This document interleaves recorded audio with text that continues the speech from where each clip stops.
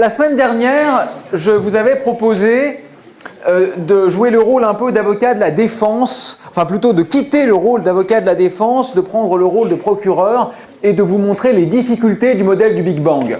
Vous avez vu qu'elles ne sont pas minces. Je vous rappelle ce qu'on a passé en revue. D'abord, le problème de l'asymétrie entre matière et antimatière.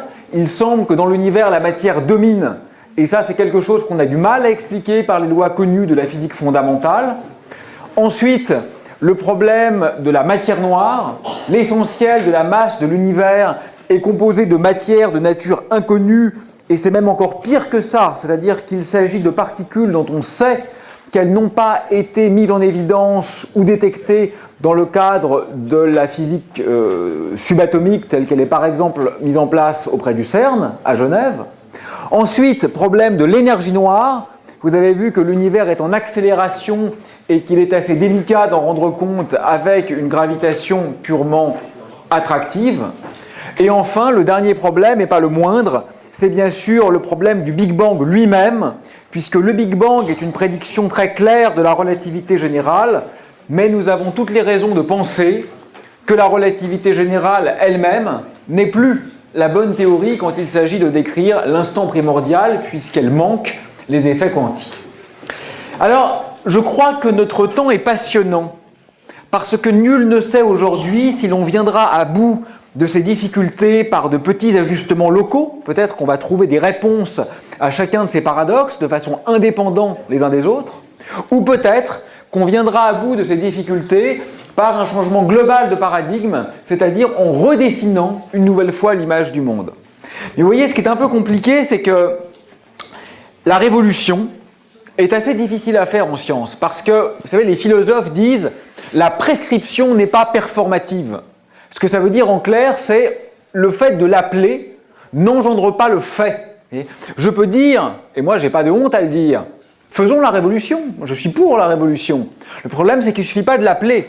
Encore faut-il avoir l'idée géniale qui viendra remplacer ce qui est aujourd'hui connu. Et c'est ça qui est compliqué. C'est pas de dire il y a des problèmes, tout le monde sait qu'il y a des problèmes. Ça c'est une non-information. Ce qui est compliqué, c'est de trouver face à ces problèmes une explication qui surpasse celle dont nous disposons à l'heure actuelle. Et ça, c'est extrêmement difficile. Donc, on ne sait pas bien si c'est par petits ajustements locaux ou par changement global d'image du monde que vous, pendant vos thèses, allez éclairer tous ces problèmes de la cosmologie contemporaine. Ce que je vous propose donc aujourd'hui pour finir, c'est de faire un petit tour avec cette idée à la fois subversive et pourtant, me semble-t-il, assez traditionnelle de multivers. Alors multivers, c'est un néologisme qu'on construit à partir de univers pour signifier une multitude d'univers. Alors, ça m'intéresse parce que, vous verrez, il y a un fondement scientifique à ce que je vais vous dire, tout à fait sérieux, tout à fait usuel, tout à fait traditionnel, mais il y a aussi une ramification métaphysique. Parce que pour faire face à cette question, pour par exemple prendre parti, s'agit-il encore de science? Vous allez devoir convoquer votre définition de la science. Et donc vous voyez que même si vous n'êtes pas friand de philosophie, ce qui est votre droit, face à ce type de proposition qu'on trouve aujourd'hui dans des articles de physique parfaitement sérieux, ce n'est pas le fait de quelques physiciens échevelés, et que donc pour prendre parti face à cette question éminemment scientifique, vous ne pouvez pas faire l'économie d'une interrogation métaphysique sur ce qui fonde votre savoir, ou peut-être plus exactement sur l'enjeu, l'objectif, le dessein qui est le vôtre quand vous pensez en scientifique. Alors d'abord, je prends quelques minutes pour rappeler que cette question d'univers multiple n'est pas tout à fait nouvelle en physique et qu'en réalité, elle traverse l'histoire de la pensée. Alors, je vais être très rapide sur l'aspect historique, je vous en ai déjà trop parlé dans les premiers cours, je sais que vous en avez ras-le-bol, donc je prends juste quelques instants pour faire un petit panorama, du concept de multivers. Je crois qu'il est né finalement, comme beaucoup, en Grèce ancienne, avec les atomistes et en particulier avec Démocrite, qui écrit explicitement dans ses lettres à Simplicius que certainement les atomes sont en nombre illimité, mais que les mondes le sont aussi. Alors évidemment, le terme de monde est à prendre avec des pincettes, il faut toujours être très prudent et scrupuleux avec ces décontextualisations. Ces mots, à 25 ou 30 siècles d'écart, n'ont pas le même sens. Mais enfin, l'idée d'une multiplicité d'univers fait déjà jour dans la pensée de Démocrite. C'est une idée qui est ensuite prolongée par Épicure, qui, comme je vous l'ai expliqué, va infléchir le modèle de Démocrite en y ajoutant la petite déviation, le parenklisis en grec, le klinamen en latin, vous savez, ces atomes qui dévient comme ça de leur orbe de chute. Et chez Épicure, on parle de cosmoi. Cosmoi, c'est le pluriel de cosmos. Le terme est employé non plus seulement au singulier. Et on commence à voir poindre de façon durable et répétitive l'idée d'un cosmos qui serait multiple dans sa structure même. Je crois que celui qui a véritablement poussé plus avant ce concept, c'est Anaximandre, que, comme je vous l'avais signalé, mon ami le génial physicien Carlo Rovelli considère comme l'inventeur de la physique moderne, parce qu'Anaximandre, c'est celui qui va vraiment ancrer son rapport au monde sur un principe, vous savez ce qu'on appelle un arché en grec. C'est d'ailleurs quelque chose qui peut être remis en cause dans ce qu'on appelle l'anarchie. L'anarchie, c'est pas le grand n'importe quoi, c'est pas des bombes à tous les coins de rue. Le mot anarchie, ça veut dire anarché, sans principe. C'est une manière d'interroger le rôle des pouvoirs régaliens, par exemple. Bon, mais ça, c'est une autre histoire. Donc, pour en revenir à l'idée scientifique, ce que va faire Anaximandre, c'est s'accrocher à l'idée d'un nombre réduit, aussi réduit que possible, de principes, éventuellement un seul principe, pour tenter d'englober ou de décrire la totalité du monde. Et comme vous le savez, chez Anaximandre, le principe, c'est l'apeiron, qu'on peut traduire aussi bien par indéfini que par infini. Il y a comme ça une sorte d'ambiguïté constitutive. Alors ensuite, au Moyen-Âge, c'est fini tout ça. Ces libertés grecques, ces systèmes un peu curieux, parfois provocateurs, il n'en est plus question. Les grands systèmes apologétiques médiévaux vont complètement fermer cette porte. Le monde est unique parce que Dieu est unique. Le monde est assujetti à Dieu. Donc pendant très longtemps, toutes ces pensées à la frontière de ce qu'on appellerait aujourd'hui la physique et la métaphysique, qui ont évidemment une origine mythique, sont totalement mises à l'écart par la somme théologique en particulier, qui bien sûr n'a de cesse de rappeler l'unicité des principes, des valeurs, de Dieu et du monde. Et comme on pouvait s'y attendre, c'est à la Renaissance qu'on va à nouveau voir fleurir ce type de déconstruction de l'intérieur. Alors d'abord sans doute chez Nicolas de Cuse, qui dans sa Doctignorance va envisager la possibilité d'univers multiples, mais cela de façon extrêmement lacunaire, de façon extrêmement évasive. Mais celui qui, en bon héritier, va véritablement développer l'idée à la Renaissance, c'est le génial Giordano Bruno. Je vous invite vraiment à découvrir la pensée de Bruno, c'est extraordinaire. Giordano Bruno, c'est quelqu'un d'extraordinairement insolent, d'ailleurs il est mort brûlé vif, comme il se doit, qui a moi qui m'est extrêmement sympathique, parce qu'il a réussi à se faire détester partout où il allait. C'est l'empêcheur de penser en rond. Il était génial, invité dans toutes les universités. Quand il se rendait dans les cités, au bout de quelques mois, je disais, mais qu'est-ce que c'est que cet emmerdeur qui nous explique qu'on n'a rien compris, qu'on pense trop droit, qu'on n'a pas vu certains aspects de la question. Ben voilà, c'est ça, c'est un grand intellectuel. C'est quelqu'un qui montre que les choses sont toujours un peu plus compliquées que ce qu'on pourrait croire. Et effectivement, il écrit dans ses lettres à Philothéo, « Persévère, cher Philothéo, montre-leur comme les mondes sont en nombre illimité. » Là, c'est très clair. Chez Bruno, ce n'est pas une exégèse ou une herméneutique a posteriori qui nous donne l'illusion d'une multitude de mondes. C'est écrit. Il plaide pour cette multiplicité des mondes. Alors, comment l'interpréter? Est-ce que c'est vraiment une multiplicité d'univers? Est-ce que c'est une multiplicité de systèmes planétaires? Ça n'a pas grand sens. Ce sont évidemment des questions qu'il ne se posait pas en ces termes. Les connaissances astronomiques n'étaient pas celles que nous avons aujourd'hui. Mais en termes global, il est très clair que Bruno plaide pour cette multiplicité. Et son frère de cœur français, un peu avant, François Rabelais, interroge aussi cette question. Vous savez, Rabelais fait allusion à un philosophe grec qui s'appelle Pétron et parle comme ça des mondes qui tombent un peu comme des vérités sur l'abbaye de Thélème. C'est très intéressant de mettre en contrepoint Rabelais et Bruno. Mais Bruno est déjà philosophe ou déjà scientifique si vous voulez. Il est dans le langage vernaculaire de la science de la nature.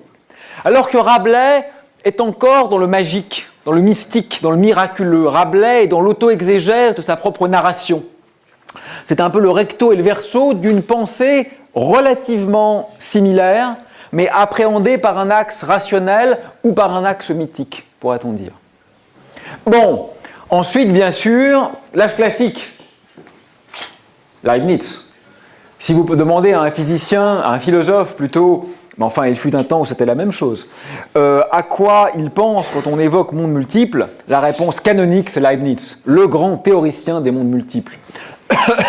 D'ailleurs, vous savez que Leibniz peut être le dernier qui soit à la fois un très grand, immense philosophe et un immense scientifique, que ce principe de moindre action qui est au cœur de toute la physique contemporaine. Hein, vous savez ça, qu'est-ce qu'on fait quand on regarde des trajectoires? On extrémise, enfin non, vous savez peut-être pas d'ailleurs, mais je vous le dis, on extrémise l'action qui est l'intégrale du Lagrangien, c'est peut-être le principe le plus fondamental de la physique qu'on doit à Leibniz. Et comment Leibniz l'a-t-il intuité?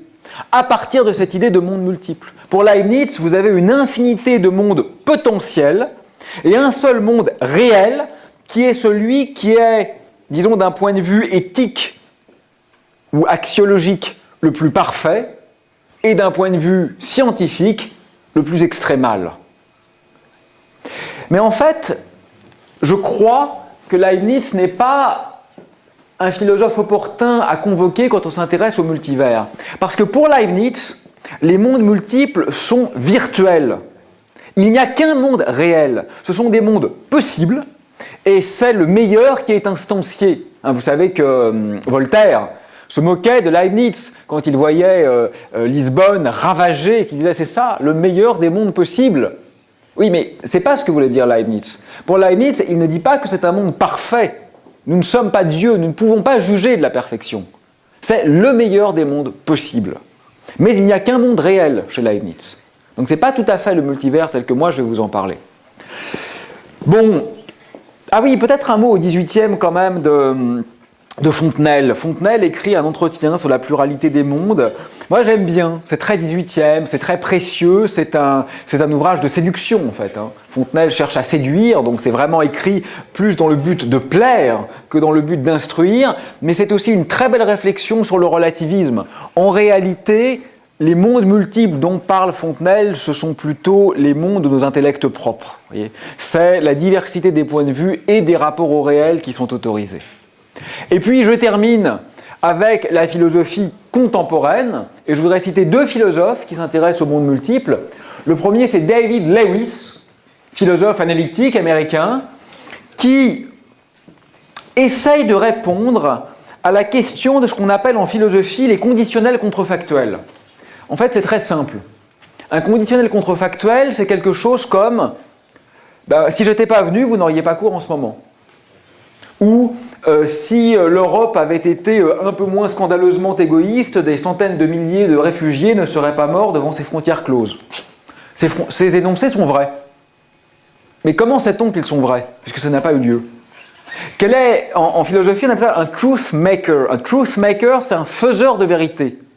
Si je vous dis quand je lâche mon téléphone, il tombe, je peux le faire, et c'est vrai. Mais oui, non, mais il est plus à ça près. Mais remarquez, avec les iPhones, il faut quand même se méfier. Mais donc, quand je vous dis si j'étais pas venu, il n'y aurait pas eu secours. Comment vous savez que c'est vrai? Puisqu'en fait, je suis venu. L'expérience, non seulement n'a pas été faite, mais elle est infaisable, puisque je parle de quelque chose qui n'est pas arrivé. Comment vous savez que c'est vrai? Et pour Lewis, la seule manière de rendre vraie une telle proposition, c'est de dire qu'il existe un autre monde dans lequel en réalité je ne suis pas venu et dans lequel en réalité vous n'avez pas eu cours. Que c'est la seule manière de rendre cette proposition apparemment vraie, réellement vraie. Alors ça vous paraît peut-être complètement délirant, mais en fait ça a donné lieu aussi à beaucoup de développement mathématique, et c'est ce qu'on appelle la logique modale, c'est-à-dire qu'on va indexer les propositions sur les modalités. En fait, c'est pas du tout quelque chose de délirant, du point de vue formel et du point de vue scientifique, c'est même une proposition extrêmement cohérente. Maintenant, évidemment, en termes ontologiques, croire réellement à l'existence de cette infinité de mondes, ça c'est une autre question. Et le dernier exemple que je veux vous donner, avant d'en venir enfin à la physique, C'est celui de Nelson Goodman, dont je vous ai déjà parlé plusieurs fois pendant ce cours, parce que c'est un philosophe également analytique américain qui m'intéresse beaucoup, qui lui évoque les mondes multiples en un sens très différent. Vous voyez, chez Goodman, ce ne sont pas du tout des mondes au sens de l'astrophysique, ce n'est pas des univers qui sont autre part. Ce que dit Goodman, c'est que l'art, la science, la littérature, la musique sont des manières de faire des mondes. Et qu'en fait, le réel, pour Goodman, n'est pas quelque chose de donné, c'est quelque chose qu'on est constamment en train de construire. Les équations différentielles, les quarts de ton, les fées, les licornes et les timbales n'appartiennent pas au même monde. Ils ne font pas monde ensemble. Ce que dit Goodman, c'est que nos systèmes symboliques sont en réalité les véritables mondes. Vous voyez, le réel n'est pas quelque chose à découvrir, c'est quelque chose à inventer sous contrainte d'adéquation avec l'observation et l'expérience. En fait, ce que considère Goodman, c'est qu'il y a une sorte de lente évolution qui a commencé avec Emmanuel Kant, où l'on est passé d'une vision du monde en tant que tel vers une vision de l'esprit, vers une vision des concepts, vers une vision des symboles.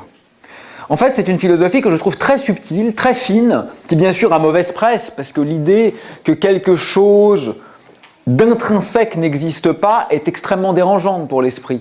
Mais vous voyez, on a demandé à Goodman, mais enfin quand même, monsieur Goodman, est-ce que c'est vraiment nous qui faisons les étoiles? Est-ce que vous croyez vraiment que les étoiles n'existent pas indépendamment des hommes? Oui, mais Goodman n'est pas idiot. Il sait très bien qu'il y a quelque chose là qui brille dans le ciel et qui existe indépendamment des hommes. C'est une évidence. Mais ce que dit Goodman, c'est que le choix de les lier en constellation est humain. C'est que le choix de considérer que l'étoile a une taille qui est par exemple donnée par son diamètre visible, est complètement arbitraire. Vous voyez, Bergson disait « Notre corps va jusqu'aux étoiles ». Si vous définissez le Soleil par le vent de particules qu'il émet, nous sommes dans le Soleil. D'ailleurs, du point de vue physique, il est assez raisonnable de dire que la Terre est à l'intérieur du Soleil. Oui, nous sommes à l'intérieur du champ électromagnétique et du vent de particules créé par le Soleil. Pourquoi voulez-vous arrêter le Soleil à la surface visible? Ça, c'est complètement dépendant de notre manière humaine d'apercevoir le réel. Donc ce que dit Goodman, c'est que bien sûr, les étoiles existent, mais la catégorie étoile, telle que vous pourriez l'employer quand vous discutez avec un ami, ça c'est une création humaine. Vous avez catégorisé le monde en fonction de vos attentes.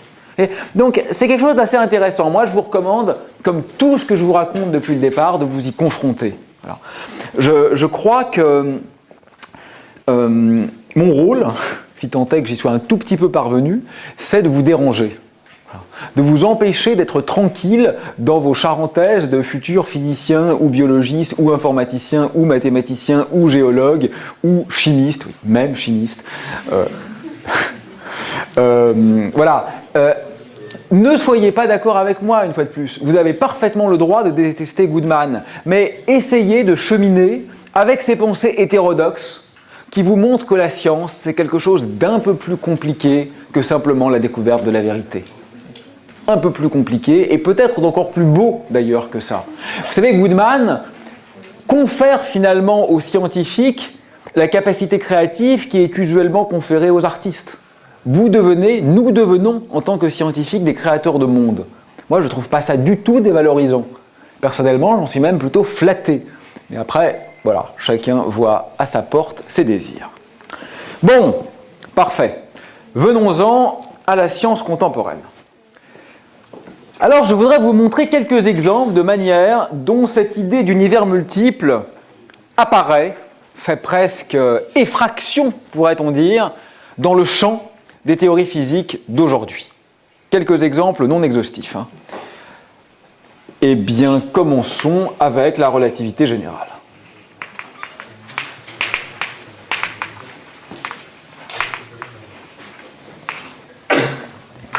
Bon. Je commence à dessein avec une théorie non controversée. Je vous parlerai tout à l'heure de théorie des cordes, enfin voilà, de choses très spéculatives. À ce stade, prenons l'archétype d'une théorie qui marche, d'une théorie usuelle, et peut-être même du parangon d'une proposition physique cohérente sur le monde. Quel rapport entre la relativité générale et le multivers? Alors, il faut être prudent, là encore.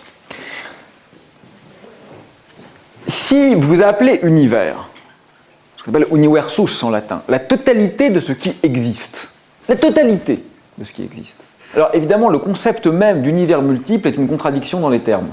Il n'y a pas plusieurs totalités. Mais il se trouve qu'en physique, nous jouons généralement avec une acceptation ou une acception plus réduite du concept d'univers.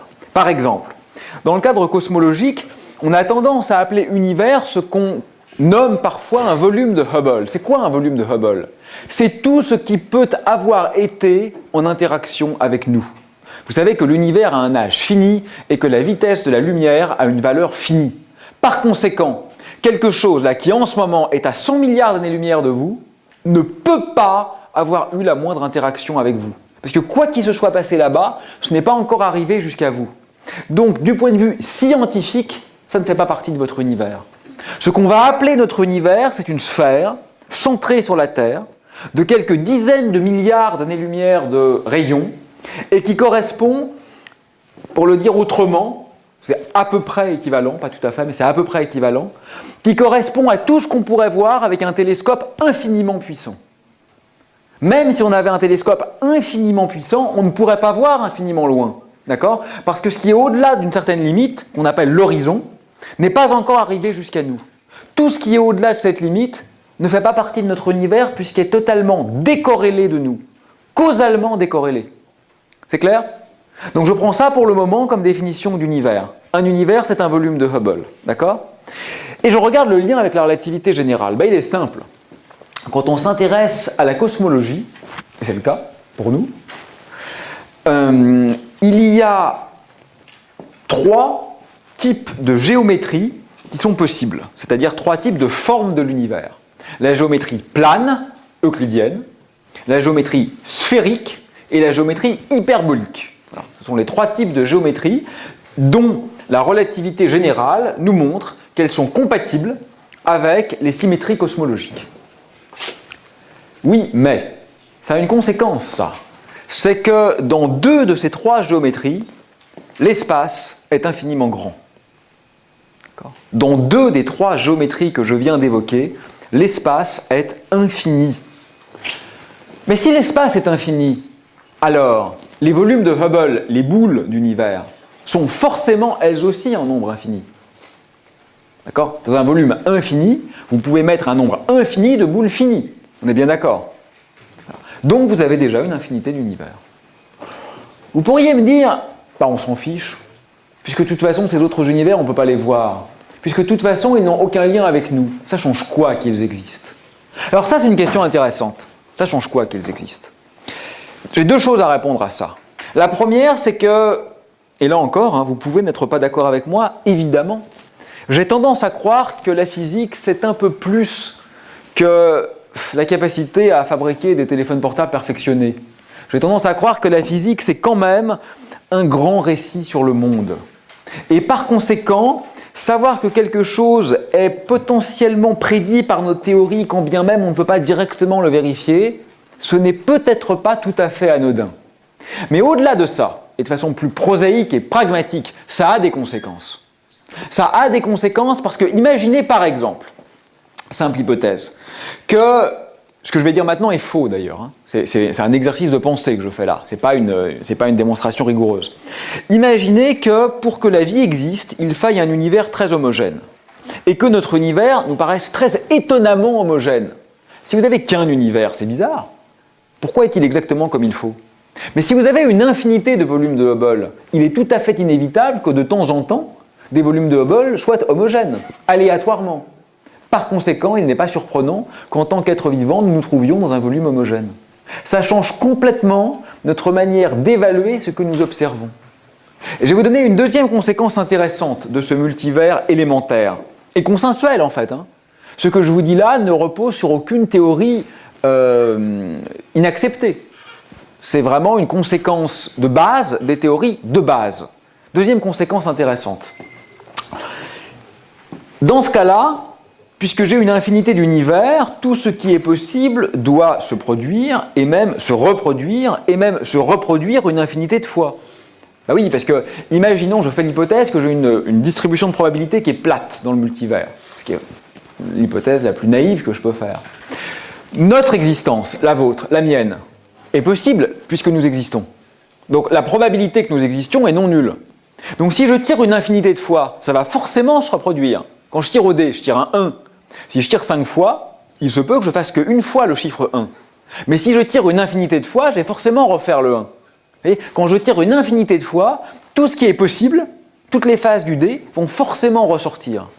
Donc nous devons, quelque part dans ce multivers, avoir nos alter ego, c'est-à-dire des êtres exactement identiques à nous-mêmes. Et là, il se passe quelque chose de très intéressant. C'est que ces alter ego, et on peut d'ailleurs calculer quelle est la distance moyenne, qui est très grande, mais qui n'est pas infinie, à laquelle on doit trouver nos alter ego. Et ce que je disais donc, ce qui est amusant, c'est que ces êtres, qui sont nous-mêmes finalement, parce qu'ils sont exactement identiques à nous-mêmes, avec les mêmes amis, les mêmes amours, les mêmes ennemis, peuvent avoir un futur différent.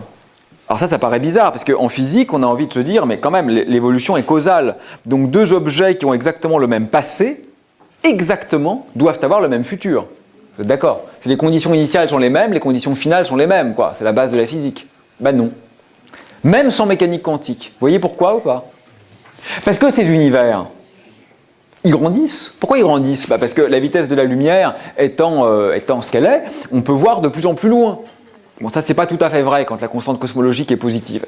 Mais j'oublie pour l'instant ces détails. Dans un univers standard, sans constante cosmologique, vous êtes d'accord, on peut voir de plus en plus loin. Donc les volumes de Hubble, les univers, ils grandissent. Mais donc deux volumes de Hubble qui sont exactement les mêmes maintenant. D'accord? Ici et ici, vous avez exactement la même chose. Un instant T plus tard, celui-là a un peu grandi, celui-là a un peu grandi. Oui, mais leurs environnements n'étaient pas forcément les mêmes. J'ai dit que l'intérieur était les mêmes, mais les environnements, en général, ne sont pas les mêmes. Donc, dans ces deux univers, vous avez des objets physiques différents qui vont rentrer. Donc, les deux personnes qui étaient dans ces deux univers n'auront pas forcément le même devenir, parce qu'elles vont entrer en contact causal avec des environnements différents. Donc, il y a déjà une perte de déterminisme au niveau classique dans le multivers, ce qui est assez faramineux, je trouve. Ça va ? Bon, je vous donne d'autres exemples, parce que je veux que vous sentiez un petit peu la profusion d'idées autour de ces choses-là. Donc le deuxième exemple que je voudrais vous donner, c'est celui de la mécanique quantique.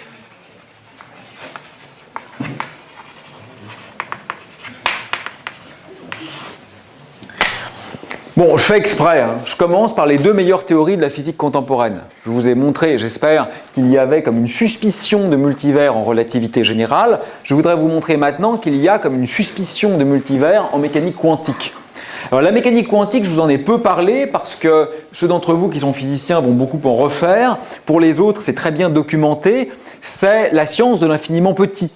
Bon, là encore, c'est un peu faux de dire ça, parce qu'il y a des systèmes quantiques qui ne sont pas infiniment petits. Mais enfin, en général, c'est la physique qu'on convoque quand on s'intéresse aux particules élémentaires, aux atomes, etc.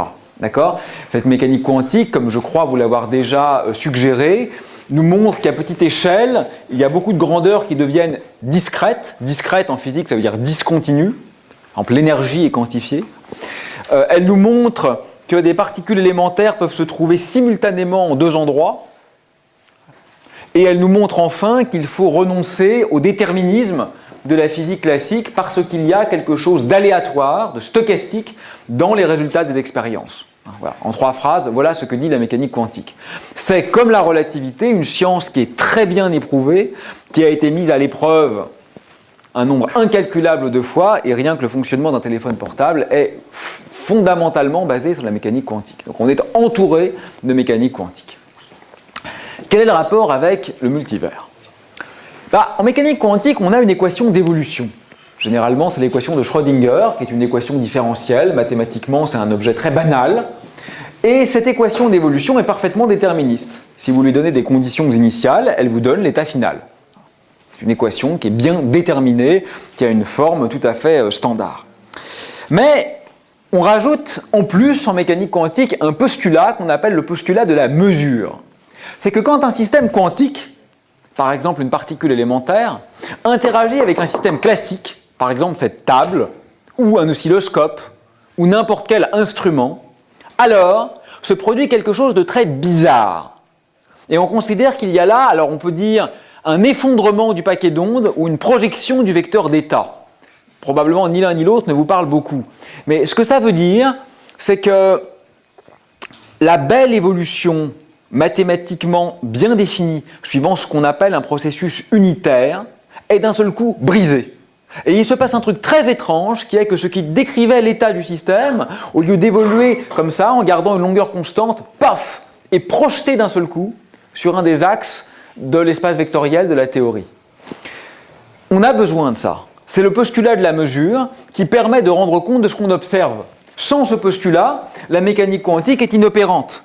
Donc je n'ai pas le choix. Et toute l'école de Copenhague, qui est le courant dominant finalement dans l'interprétation de la mécanique quantique, utilise ce postulat de la mesure qui permet, si vous voulez, de comprendre comment se fait la transition entre le quantique et le classique. Alors, je vais le dire autrement. Je vais essayer d'être plus clair. En mécanique quantique, on peut être dans une superposition d'états. On peut être en même temps dans deux états. Par exemple, un atome peut être en même temps désintégré et pas désintégré. Mais vous connaissez la fameuse expérience de Schrödinger avec ce pauvre chat où un instrument mesure si l'atome s'est désintégré. S'il s'est désintégré, alors l'appareil brise une fiole contenant du poison et le chat meurt. Vous mettez tout ça dans une boîte. Et comme l'atome est, suivant la mécanique quantique, en même temps désintégré et non désintégré, bah alors le chat devrait être en même temps mort et vivant. Or, nous n'avons jamais vu de chat mort-vivant. Encore que pour les chats, je ne suis pas tout à fait sûr. Donc, a-t-on déjà vu un chat qui n'était pas mort-vivant? C'est plutôt ça la question. Bon, mais plus sérieusement, voilà le paradoxe, si vous voulez. Alors, on a progressé là-dessus, avec ce qu'on appelle la décohérence, mais je ne vais pas vous en parler ce soir. Mais ce qui m'intéresse, c'est qu'il y a une autre interprétation de la mécanique quantique, qui a été proposée par Hugh Everett il y a plusieurs décennies, un étudiant de Princeton, je crois, qui n'est plus du tout, il n'est déjà plus étudiant d'ailleurs quand il a proposé ça. Et ce que va proposer Everett, c'est qu'en réalité, il n'y a pas projection du vecteur d'état. Vous savez, cette opération qui est mathématiquement disgracieuse, dont je vous parlais tout à l'heure, qui brise l'unitarité de l'évolution. Ce que dit Everett, c'est pas du tout. Quand il y a mesure, il y a embranchement en univers parallèle. Autrement dit, il y a un univers où le chat est vivant et un univers où le chat est mort. Et Everett dit, c'est pour ça qu'on ne voit jamais de chat mort-vivant. C'est pas parce que la nature a d'un seul coup choisi. C'est parce que, là, en ce moment, quand je vous parle, je suis dans un de ces univers. Et je dis, ah, le chat est mort. Et dans un autre univers, j'ouvre la boîte et je dis, ah, le chat est vivant. Les deux se produisent réellement, mais dans des univers parallèles. Voilà ce que dit Everett. Alors ça a suscité beaucoup de débats. Sachez que ce n'est pas une proposition aussi folle qu'il pourrait sembler, puisqu'un récent sondage a montré, je crois, qu'environ un tiers ou la moitié des physiciens théoriciens pensaient que la bonne interprétation était celle de Everett. Alors il faut prendre ça avec des pincettes, parce que finalement les sondages, on s'en fout un peu. Ce n'est pas la majorité qui gagne en sciences, mais c'est intéressant sociologiquement pour que vous sachiez quand même que ce n'est pas une proposition défendue par 3 personnes au monde. Vous voyez, une petite moitié des physiciens théoriciens considèrent que c'est ça la bonne manière de voir. Donc c'est quand même quelque chose qui est soutenu par des milliers de personnes. Et là encore, on a envie de dire, ça change quoi? Et effectivement, pendant des décennies, on a cru que l'interprétation de Everett de la mécanique quantique était intéressante au niveau philosophique, mais n'avait absolument aucune importance au niveau scientifique. Parce que là encore, dire le chat est mort partout, ou dire le chat est mort dans cet univers, mais il est vivant autre part, comme c'est un univers parallèle dans lequel on ne peut pas aller, ça change absolument rien. C'est totalement intestable. C'est pas vrai ça. En tout cas, c'est pas forcément vrai. Moi, j'ai publié il n'y a pas très longtemps un petit article, suivant d'ailleurs les travaux de Don Page, qui est un très grand physicien théoricien, qui montre qu'en fait, on peut imaginer des expériences de pensée où il serait possible de distinguer entre l'interprétation de Everett et l'interprétation de Copenhague. Quelle heure est-il? Bon, je vous raconte, version courte, en 30 secondes, quelle est l'idée du test. Pas pour que vous compreniez le détail, c'est juste pour que vous sentiez un peu comment ça marche. Imaginez que vous avez l'univers primordial, qui est décrit par la mécanique quantique. Et puis la mécanique quantique vous dit qu'il y a 2 évolutions possibles pour l'univers. Il y a l'état A et l'état B. D'accord? L'état A, disons qu'il est hyper probable. Vous avez 99,999% de chance d'aller dans l'état A, puis vous avez une chance sur 1 million d'aller dans l'état B. D'accord? C'est possible, c'est en mécanique quantique, c'est fréquent qu'on a des choses comme ça. Deux évolutions possibles, une est beaucoup plus probable que l'autre. D'accord? Et imaginez que dans le cas improbable, c'est-à-dire l'état B, vous avez par exemple 1000 milliards d'observateurs. Et dans l'état A, qui est l'état probable, vous avez un observateur. Du point de vue de l'interprétation de Copenhague, l'interprétation usuelle, on s'en fiche complètement des observateurs. La physique, elle est ce qu'elle est. Elle dit c'est l'état A qui est le plus probable, donc la prédiction de la théorie est l'univers avec un très grand niveau de confiance, avec un très grand niveau de confiance, l'univers doit être dans l'état A. Voilà la prédiction de Copenhague. C'est clair, et on se moque des observateurs. Oui, mais dans l'interprétation de Everett, c'est un peu différent, parce que chez Everett, en fait, ils existent, ces 1 million d'univers. Et il y a réellement un univers qui est dans l'état B, et il y a réellement 999 999 univers qui sont dans l'état A. Vous voyez, chez Everett, ce n'est pas juste une probabilité, c'est que tous ces univers existent pour de vrai. Oui, mais maintenant, qu'est-ce que dit Everett? Il dit attention, parce que dans le cas peu nombreux, où j'en ai qu'un seul univers, le cas B, j'ai 1 milliard d'observateurs. Alors que dans le cas fréquent, j'ai qu'un observateur. J'ai un observateur 1 million de fois. Ça veut dire qu'au total, j'ai 1 million d'observateurs qui voient A, et j'ai 1000 milliards d'observateurs qui voient B. Et donc, moi, si je suis un observateur au hasard, j'ai en réalité beaucoup plus de chances de voir B que A, puisque j'ai 1 million de fois plus d'observateurs dans le cas B que dans le cas A. Donc, la même évolution physique. Chez Copenhague, je prédis que je dois voir A. Chez Everett, je prédis que je dois voir B. Donc vous voyez que ce n'est pas totalement exclu, en principe, d'imaginer des expériences qui permettent de mettre à l'épreuve l'interprétation monde multiple de Hughes-Everett en mécanique quantique. Ça va? Bon. Voilà deux exemples de possibles existants. Alors ça aussi, ça a une autre conséquence claire, hein, c'est que nos processus intellectuels de prise de décision, de conscience, si vous voulez, sont très probablement, à un certain niveau, d'origine quantique. Les neurones sont des systèmes qui, à un certain niveau, fonctionnent vraisemblablement suivant les lois de la mécanique quantique. Donc ça veut dire qu'effectivement, il y a un monde où je continue de faire court jusqu'à la fin de la séance, et un autre où j'en ai ras-le-bol et je m'en vais. Comme c'est beaucoup plus improbable, on va espérer que ce n'est pas celui-là, et que vous non plus, vous n'allez pas le faire, mais suivant Everett, ça doit arriver quelque part. Donc ça, évidemment, les mondes pullulent. Bon, peut-être maintenant, je vais vous parler de quelque chose de beaucoup plus spéculatif. Il y a beaucoup de mondes multiples dont je voudrais vous parler. Je commence par quoi? Bon allez, j'ai un peu de temps. Bon, je vous dis un petit mot des trous noirs quand même. Ça, c'est pas spéculatif. Trous noirs. Alors en fait, c'est intéressant parce que les trous noirs peuvent intervenir dans la pensée du multivers à deux niveaux différents. Donc je vous présente deux manières dont les trous noirs peuvent être pensés comme des générateurs de multivers. La première manière est inspirée de ce que Lee Smolin, le grand théoricien de la gravité quantique à boucle, a proposé comme une sorte de sélection darwinienne des univers. Smolin pense que les trous noirs peuvent être en fait des bébés univers. Et que les trous noirs peuvent être des... en fait, dès qu'on forme un trou noir, on forme un univers. Alors vous pourriez vous dire, mais c'est quand même bizarre parce qu'un trou noir c'est petit. Un trou noir ça fait, je sais pas, un trou noir stellaire ça fait quelques kilomètres de diamètre. C'est pas la taille d'un univers ça. C'est vrai ça? C'est vrai de l'extérieur.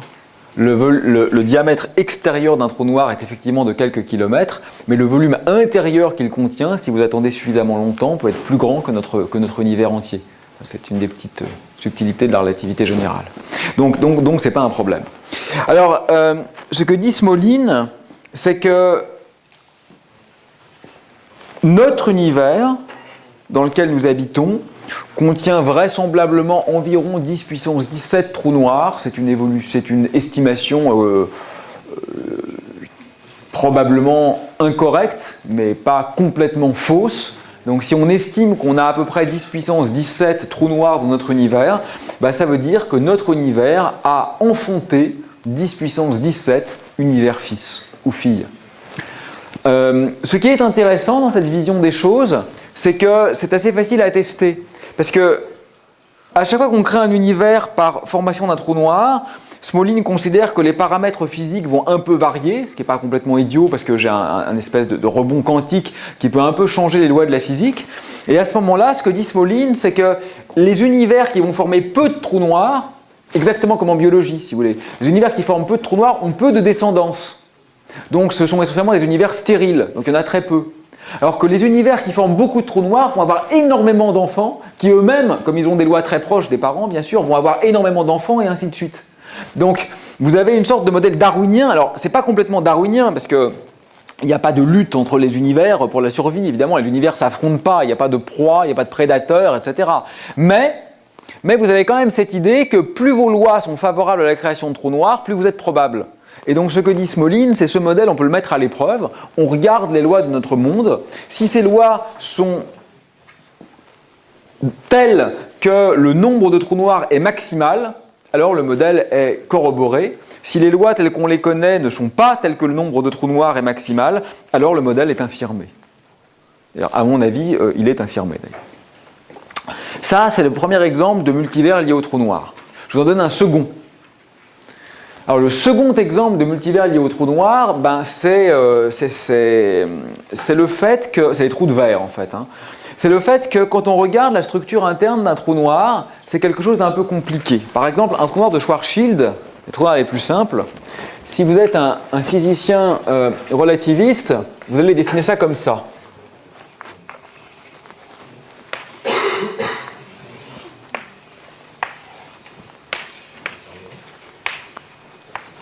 Voilà, alors là vous reconnaissez un trou noir, c'est ce qu'on appelle un diagramme de Penrose.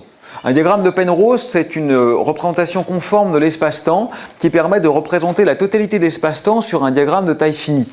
Ce point-là est l'infini passé, ce point-là est l'infini futur, ce point-là est l'infini spatial, ceci est l'horizon du trou noir, ceci est la singularité. L'espace est comme ça, le temps est comme ça, et la seule règle du jeu, c'est que vous ne devez jamais vous écarter de la verticale de plus de 45 degrés. Donc vous voyez comme le temps... Même si je ne bouge pas là, le temps passe. Donc en ce moment, si je suis là par exemple, je suis en train d'évoluer sur une ligne qui est comme ça. Parce que mon X ne bouge pas, je ne me déplace pas, mais mon temps s'écoule. Donc ma ligne d'univers va vers l'avant. Et elle va venir mourir sur ce point-là. Mais je peux aussi me mettre en mouvement. Donc si je me mets en mouvement, je vais avoir une ligne d'univers comme ça. D'accord ? Mais je ne peux pas m'écarter plus de 45 degrés parce que le système d'unité est choisi tel que la lumière se déplace à 45 degrés. Donc si j'allais à plus de 45 degrés de la verticale, j'irais plus vite que la lumière, ce qui est interdit par la relativité. Et donc ce que vous voyez sur ce diagramme, c'est que imaginez maintenant que je me déplace comme ça et je rentre dans le trou noir. Je passe l'horizon. Vous voyez que je ne peux pas ressortir. Parce que si je voulais ressortir, il faudrait que je fasse ça. Et pour faire ça, il faut que je m'écarte à plus de 45 degrés de la verticale. Donc vous voyez qu'une fois que je suis rentré dans... Je peux ne pas rentrer dans le trou noir. Mais si je... Alors là d'ailleurs j'ai un peu triché parce que là j'ai dépassé les 45 degrés, donc il faudrait que j'y aille comme ça. Voilà, ça c'est possible. Vous voyez que si je rentre dans le trou noir, je suis obligé de rester dans le trou noir, qui est là, donc voilà le trou noir. Et je suis obligé de terminer ma vie sur la singularité centrale. Et d'ailleurs, je vous avais dit que la singularité était moins un lieu spatialement déterminé qu'un point dans le temps, et vous le voyez ici. La singularité centrale du trou noir, en fait, c'est une ligne à t égale constante. Bon, pourquoi je vous raconte tout ça? Parce que vous voyez qu'il y a quelque chose là. C'est quoi ça? Peut-être un autre univers. Ce que j'ai représenté ici s'appelle l'extension analytique maximale de la géométrie de Schwarzschild. En fait, si on s'intéresse aux trous noirs qui tournent ou aux trous noirs chargés, ce qu'on appelle les trous noirs de Kerr ou les trous noirs de Reichner-Nordström, à vos souhaits, à ce moment-là, c'est encore beaucoup plus compliqué que ça. Et ce qu'on voit apparaître dans l'extension analytique maximale de la géométrie, c'est non pas un autre, mais une infinité d'autres univers. Et en plus, à la différence du cas de Schwarzschild, il est éventuellement possible d'y aller. Alors ça a suscité beaucoup d'intérêt dans les années 70 et beaucoup de théoriciens de la relativité générale ont essayé de regarder de près ces structures pour réfléchir sur leur éventuelle observabilité physique. Aujourd'hui, c'est un peu tombé en désuétude en fait. Parce que ces trous noirs ne donnent pas vraiment de mécanisme dynamique de formation des univers. Donc il est quand même, à mon sens, plus probable qu'il s'agisse de sortes de fantômes mathématiques sans existence réelle que de véritables ébauches d'autres univers. Mais enfin, on n'en sait rien. C'est quand même quelque chose qui mérite d'être regardé et qui a effectivement été regardé. Bien. Allons vers des choses un peu plus rigolotes. Inflation plus corde. Alors, comme j'essaye de vous le dire presque à chaque cours, je crois, il est vraiment important que nous hiérarchisions notre savoir. C'est-à-dire que je pense qu'il est vraiment essentiel que vous ayez en tête quand un modèle que vous utilisez est extrêmement fiable, corroboré par des siècles d'expérience, ou quand vous référez à une idée qui est certainement intelligente, mais qui est tout à fait spéculative et dénuée de vérification expérimentale. D'accord ? Donc c'est vraiment important que vous sachiez comme ça, que vous ayez une sorte d'indicateur de fiabilité de ce que vous maniez. D'accord ? Jusqu'à maintenant, ces théories-là, pas forcément le multivers, mais ces théories-là sont très fiables. D'accord ? Là, je vais vous parler de choses beaucoup moins fiables à partir de maintenant. Et entre les deux choses que je note, l'inflation et la théorie des cordes, le niveau de fiabilité n'est pas du tout le même. Mon avis, sans doute biaisé, de cosmologiste, c'est que l'inflation, dont je vais vous rappeler le contenu physique, est quelque chose quand même d'un niveau de fiabilité élevé. Alors que la théorie des cordes, là encore dans mon point de vue biaisé, a un niveau de fiabilité basse. Mais vous allez voir que si on conjoint les deux, ça devient vraiment très amusant. Alors de quoi est-il question ? L'inflation, je vous le rappelle, j'en ai parlé plusieurs fois, c'est l'hypothèse suivant laquelle le facteur d'échelle, c'est-à-dire la taille caractéristique, entre deux points de l'univers, a enflé considérablement juste après le Big Bang. Ce que dit l'inflation, c'est que toutes les distances ont été multipliées par un facteur d'au moins exponentielle 60, c'est beaucoup, exponentielle 60, en un temps d'un milliardième de seconde juste après le Big Bang. C'est ça la théorie de l'inflation. Voilà ce qu'énonce l'inflation. En très peu de temps, la taille de l'univers, si vous voulez, plus précisément les tailles, les distances entre les points dans l'univers, ont été décuplées, et bien plus que décuplées, en un temps très bref. Cette théorie de l'inflation, moi je crois qu'aujourd'hui, elle est vraiment très fiable. Parce qu'elle a fait des prédictions claires, et les prédictions ont été vérifiées. Elle prédit par exemple que la densité de l'univers doit être égale à la densité critique. Cette prédiction a été faite avant l'observation, et il s'avère que c'est vrai. Elle prédit par exemple qu'on ne doit pas voir de monopôle magnétique, et c'est vrai. Elle prédit par exemple que l'univers doit être homogène, et c'est vrai. Elle prédit par exemple que le spectre de fluctuation primordiale doit être quasiment invariant d'échelle avec une très légère pente vers le rouge, et c'est vrai. Elle prédit que les fluctuations doivent obéir à une statistique gaussienne, et c'est vrai, et ainsi de suite. Vous voyez qu'on est quand même face à un modèle qui est plus qu'une espèce de roue de secours ou une rustine. On est quand même face à un modèle qui dit quelque chose de clair et qui fait des prédictions qui ont été effectivement confirmées par l'expérience. Donc je pense que cette idée d'inflation est quelque chose d'aujourd'hui très bien ancré dans le paradigme cosmologique. Quel rapport avec le multivers ? Eh bien, il est grand le rapport. C'est que l'inflation, quand on la regarde bien, aujourd'hui, semble créer presque inévitablement un multivers. Pourquoi ? Parce qu'en fait, la structure arborescente de l'inflation ne s'achève pas. C'est-à-dire qu'on ne va pas engendrer un seul univers bulle, mais plutôt une sorte de myriade de bulles d'univers, à l'instar, si vous voulez, d'une grappe de raisin géante, voire infinie. Alors, si vous voulez l'explication de ça, elle est assez simple. Alors, ceux qui ne connaissent pas du tout de physique quantique peuvent se reposer 30 secondes, et pour les autres, c'est assez facile en fait. L'inflation, c'est ce qu'on appelle un champ scalaire, un peu comme une bille, si vous voulez, sur un réservoir qui aurait cette forme-là. d'accord? Là, vous avez la bille. Ça fait inflater l'univers. L'inflation, en fait, c'est une machine à créer de l'espace. Et puis, vous avez des petites fluctuations quantiques aléatoires. Quand la fluctuation va vers le bas, l'inflation s'arrête. Ça fait un univers comme le nôtre. D'accord? Nous, on n'a pas d'inflation. Enfin, aujourd'hui, ça recommence un peu, mais ça, c'est une autre histoire. Et puis, quand la bille fluctue vers le haut, l'inflation continue. Et puis, en gros, vous avez une chance sur deux. Qu'est-ce qui se passe? Vous voyez bien que ça ne s'arrêtera jamais. Pourquoi? Parce que quand la bille fluctue vers le haut, vous créez exponentiellement de l'espace. Alors que quand elle fluctue vers le bas, l'espace s'arrête de grandir, ou presque.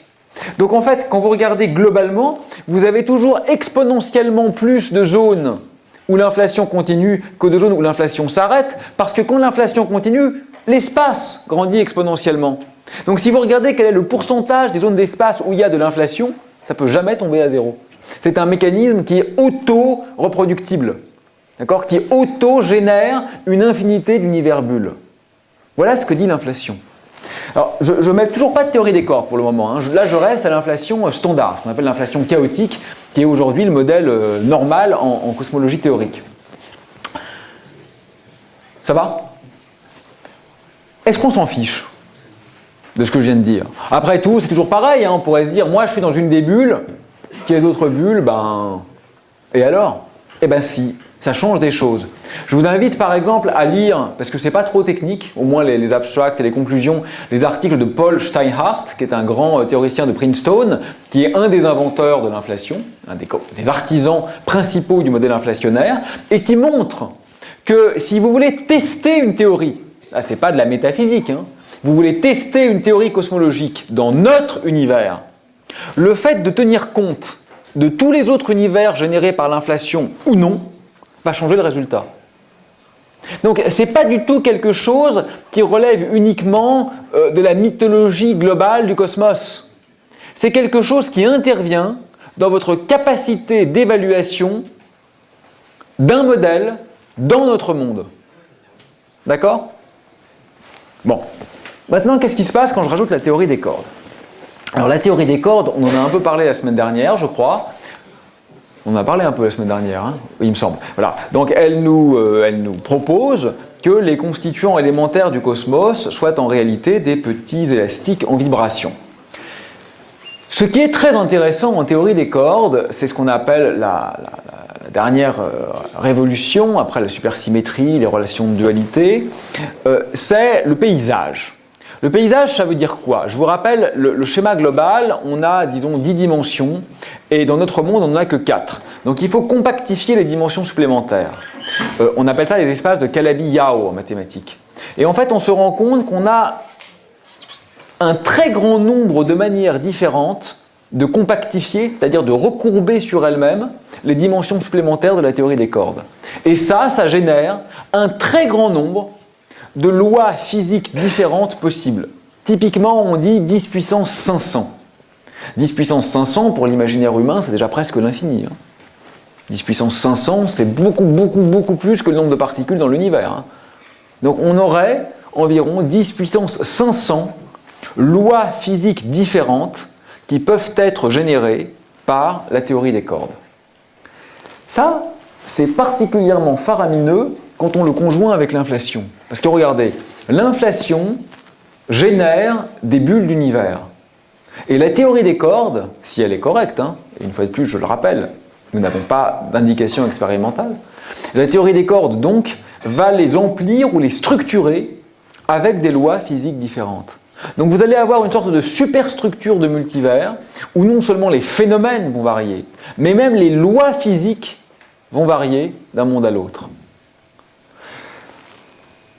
Ça change quoi?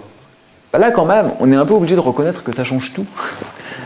Permettez-moi de refaire face à cette question, je crois qu'on l'avait déjà évoquée ensemble à l'un des cours,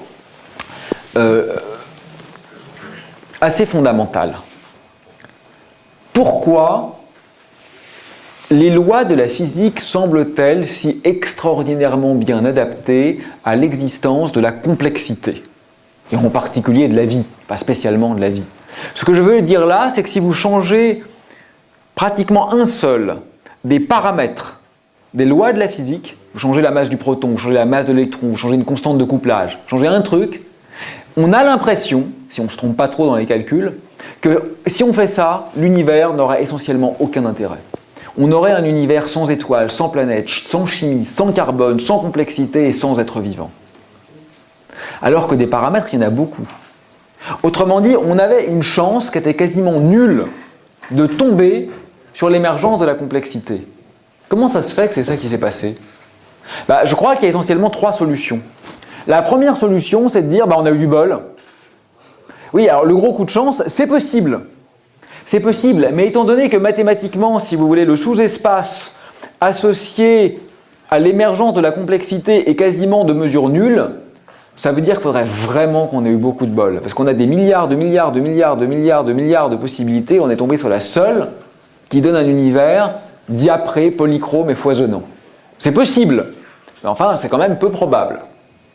La deuxième solution, c'est celle dont on parle beaucoup, en particulier aux États-Unis, dans les cercles religieux, c'est l'intelligent design, c'est le dessin intelligent, c'est-à-dire l'idée que l'univers a été créé pour que l'homme existe. Bon, par Dieu, évidemment. C'est possible, mais ça, ce n'est pas une explication scientifique. Donc chacun est bien sûr libre d'y croire, je ne me permettrai pas d'interférer avec les croyances de chacun, mais enfin, quand vous réalisez le caractère absolument dérisoire de la Terre, dans le caractère lui-même absolument dérisoire de la galaxie, et que nous nous trouvons nous-mêmes à un moment absolument dérisoire de notre histoire, penser que tout a été créé pour ça, c'est possible. J'en dirai pas plus. Et puis, une troisième explication, c'est le multivers. Et oui, si les dés ont été jetés un grand nombre de fois, ça change tout. Si vous jouez une fois au loto, vous êtes presque sûr de perdre. Mais si vous jouez une infinité de fois au loto, vous êtes tout à fait certain de gagner.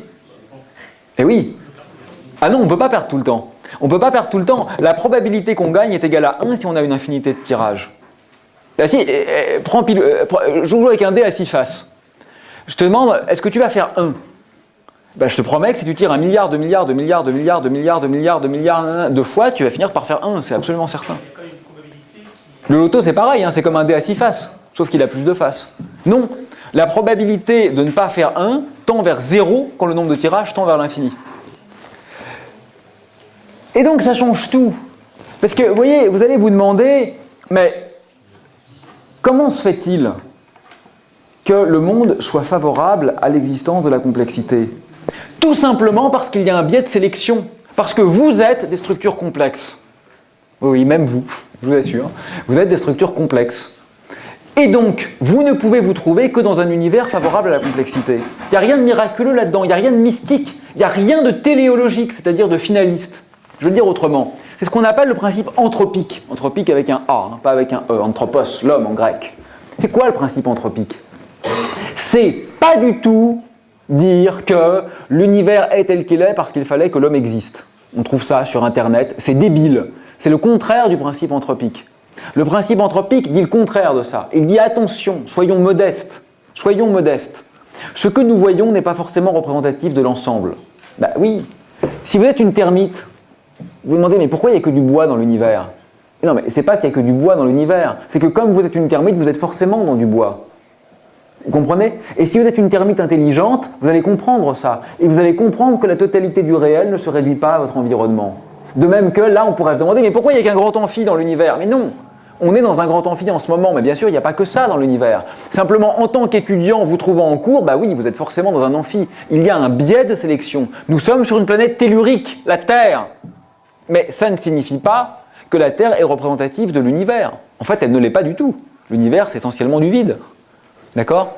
Donc de même, si vous avez une distribution d'univers, ce qu'on appelle un multivers, il est très probable que notre univers, chez nous, là, en ce moment, ne soit pas du tout représentatif de ce multivers, qu'il y ait un biais de sélection, pas du tout, parce que l'homme est une espèce à part, pas du tout, mais juste parce qu'en tant que système complexe, on se trouve forcément là où la complexité est possible.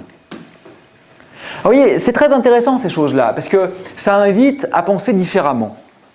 Et on trouve des gens qui se positionnent de façon très radicale là-dessus, qui se positionnent en disant, c'est le truc très à la mode là, c'est not even wrong, même pas faux. C'est tellement stupide que c'est encore moins que faux. Et si vous trouverez ça défendu par des gens très sûrs d'eux sur Internet, et puis d'autres qui vous diront mais c'est certain, c'est la vérité, on est dans un multivers. C'est un peu plus subtil que ça. Voilà. C'est-à-dire que toutes les révolutions scientifiques ont été adossées à des révisions radicales de notre manière de voir. Donc, demeurons, me semble-t-il, ouverts à cette éventualité, mais ne nous engouffrons pas dedans, parce que la plupart des idées révolutionnaires sont quand même fausses. Il ne faut pas l'oublier. Donc, on est à une période intéressante où cette question du multivers s'invite dans le cadre des sciences dures, mais où la réponse à cette question est aujourd'hui encore assez spéculative. Je fais une pause de 10 secondes pour des questions techniques. Donc j'ai noté là, voilà, donc l'examen, c'est le 9 mai, d'accord ? Ça dure 1h30, c'est pas de ma faute, moi je préfère que ce soit plus long, mais c'est ce qu'on me donne. Donc je vous rappelle, il y aura 3 sujets au choix, ça sera cool, on va passer un moment sympa. Non mais c'est vrai. Et vous avez droit à vos notes de cours. Alors pour répondre aux mails qu'on m'a envoyés, vous avez aussi droit à un bouquin, mais pas à une pile de bouquins, parce qu'après c'est pas drôle. On trouve forcément quelque part un endroit où le truc a déjà été traité. Oui. On a droit aux photocopies ? On a droit aux photocopies. Voilà. Donc voilà, pas d'inquiétude quoi. Et ce sera... Je sais pas. Je pense qu'il y aura 2 amphis sans doute. Ça sera affiché. Hein. Oui. Oui, enfin on peut appeler ça dissertation, mais pas forcément. Enfin, vous faites comme vous voulez en fait. Surprenez-moi. Voilà. Mais dans le bon sens, hein, parce qu'il y a plusieurs manières de surprendre, évidemment. Non, mais sans rire. Ce que je veux dire, c'est que là, nous, on n'a fait quasiment aucun calcul. Alors, évidemment, je ne vais pas vous filer des exos avec des calculs. Ça serait complètement malhonnête. Maintenant, chacun fait comme il veut. C'est-à-dire, si certains d'entre vous sont très scientifiques et ont envie de répondre à mes questions de façon très technique, vous pouvez le faire. Ceux d'entre vous qui ne sont pas du tout proches des sciences dures et qui ont envie de répondre uniquement avec des mots et sans rentrer du tout dans les détails, vous pouvez le faire aussi. Voilà. J'avais autre chose à vous dire. Ah oui, on me demande de vous faire passer cette information. J'arrive. Donc il y a des thésards, je crois, des doctorants, voilà, de Grenoble, qui font un truc qui s'appelle les tribulations savantes. C'est le 28 avril au DLST. Et donc je lis, c'est quoi ? C'est un événement gratuit, ouvert à tous, de partage de connaissances scientifiques autour d'activités multiples et d'expériences ludiques. Je vous en parle parce qu'il y aura 2 conférences, dont l'une par Pierre Beck à 13h sur les météorites et l'autre par moi-même à 11h. Et en gros, je vous ferai un résumé. Voilà, je ferai un résumé en 1 heure de ce que je vous ai raconté en 25 heures. Donc si vous avez envie de montrer à votre grand-mère ce que c'est que la cosmologie, vous pouvez l'inviter. Voilà. Et non, mais alors plus sérieusement, quoique j'ai rien contre votre grand-mère, non, mais il y a quelques années, il y a une étudiante qui venait avec sa grand-mère, en fait. J'étais très content. Elle était très très gentille, là, au premier rang. C'était complètement interdit, mais c'était trop chouette. Donc, qu'est-ce que je voulais dire ? Oui, voilà, parce que ces doctorants me disent que c'est dommage, il y a peu d'étudiants de licence qui viennent, alors qu'ils sont tout à fait concernés. Donc, 28 avril, DLST. Ça va ? Bon, encore quelques petits mots sur le multivers. Dernier exemple, peut-être. Gravitation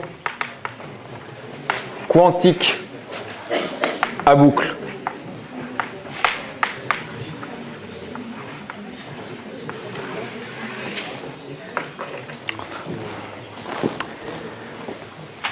Alors, en gravitation quantique à boucle, le multivers apparaît de façon très différente et je crois que je vous en ai dit un mot la semaine dernière. Donc, c'est une théorie qui est alternative à la théorie des cordes et qui tente de concilier la physique d'Einstein, c'est-à-dire la relativité générale, avec la physique de Bohr, de Schrödinger, de Dirac, de De Broglie, de Pauli, c'est-à-dire la mécanique quantique. Donc ce que fait la gravité quantique à boucle, c'est de réécrire la relativité générale comme une théorie de jauge, c'est-à-dire les théories dont nous sommes coutumiers en physique des particules élémentaires, et d'implémenter une procédure de quantification canonique. Donc à ce stade, c'est une théorie qui est bien définie mathématiquement, qui a conduit à un certain nombre de résultats impressionnants dans le cadre des trous noirs et de la cosmologie, mais qui, comme la théorie des cordes, est toujours en déficience d'une quelconque corroboration expérimentale.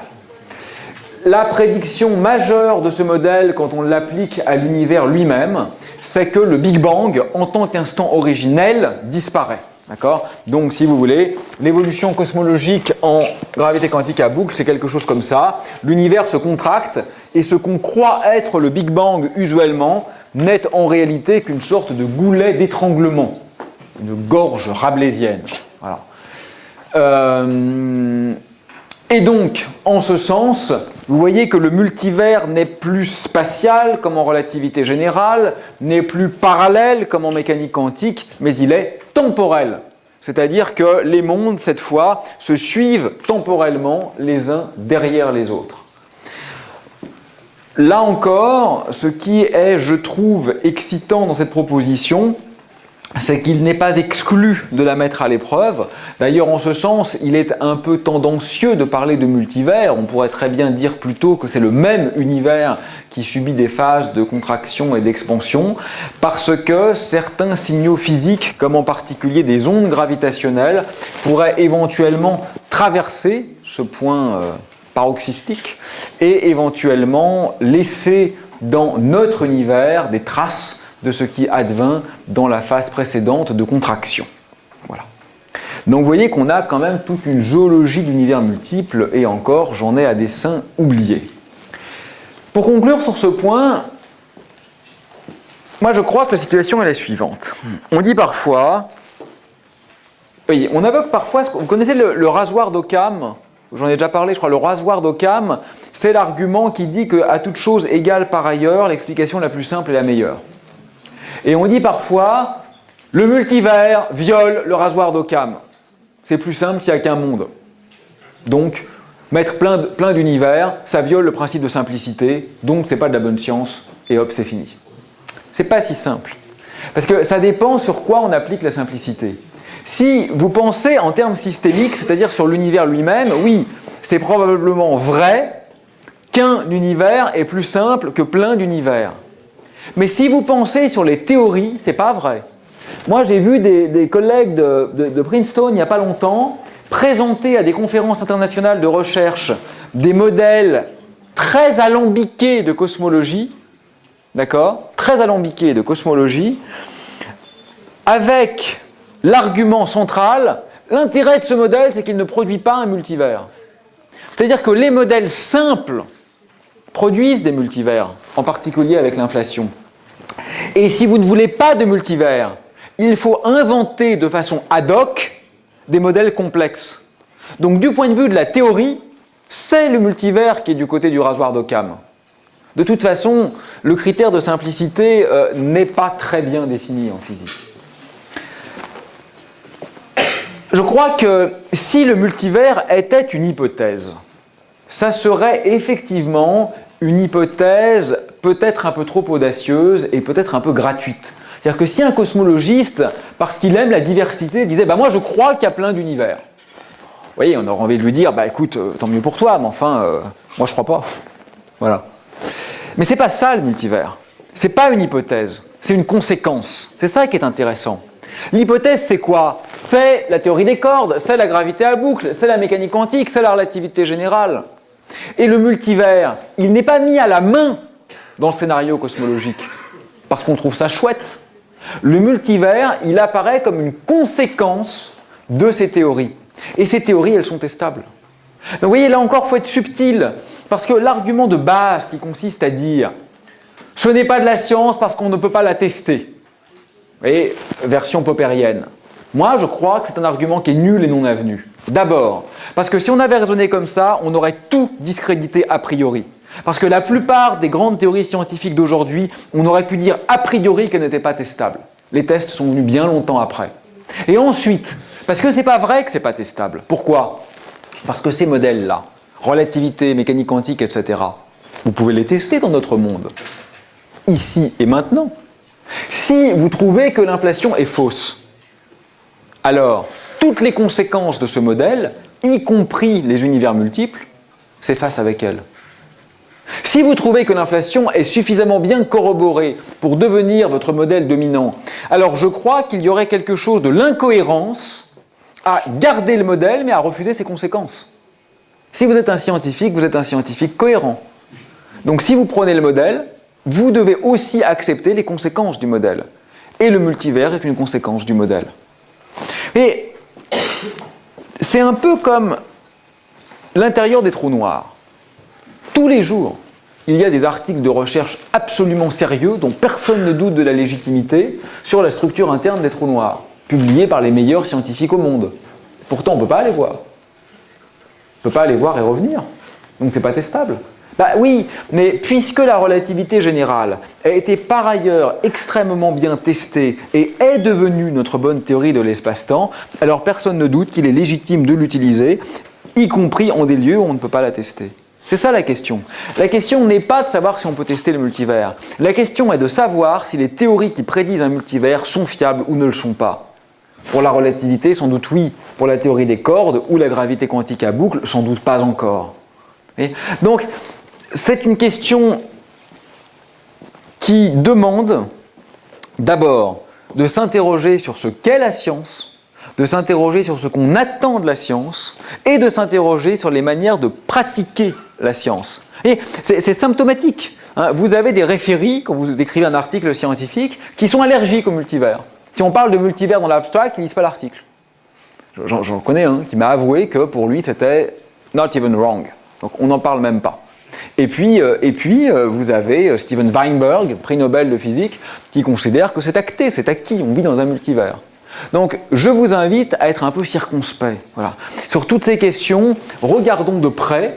Alors, je sais bien que moi, parce que j'invite à la circonspection, parce que je crois qu'il faut être subtil, je me suis attiré les foudres d'un certain nombre de personnes qui se disent mais enfin, il faut partir en croisade pour défendre la science. Comment peut-il oser déconstruire les évidences ? Moi, je crois qu'on est là pour ça. Voilà. Je crois que sur toutes les questions essentielles, les réponses sont toujours un peu ambiguës et un peu délicates. En tout cas, c'est ma proposition que vous êtes évidemment libre de ne pas suivre. Bon, je laisse pas mal de temps à la discussion, je crois, parce que le sujet s'y prête, hein, donc j'écoute vos questions. Oui. Ah oui, très bonne question. Donc, y a-t-il plusieurs types de multivers qui sont compatibles ? En fait, ils le sont quasiment tous, sauf peut-être les deux derniers, parce que la gravité quantique à boucle et la théorie des cordes sont quand même des théories différentes. Mais tu as parfaitement raison. En fait, il est possible que les multivers soient imbriqués les uns dans les autres, un peu comme des poupées russes dans une sorte de structure gigogne.